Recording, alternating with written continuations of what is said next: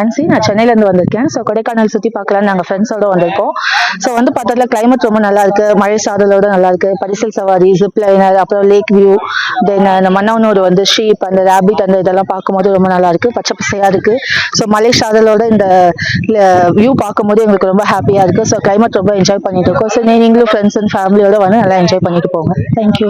Okay, என் பேர் வந்து ஸ்ரீகாந்த், இவர் ராகுல். நாங்கள் சென்னையிலேருந்து வந்திருக்கோம். வீக்கெண்டு இதுக்காக வந்திருக்கோம், வெக்கேஷனுக்காக. அங்கே மன்னவனூரில் இருக்கோம். இந்த லேக் பார்க்க வந்திருக்கோம்.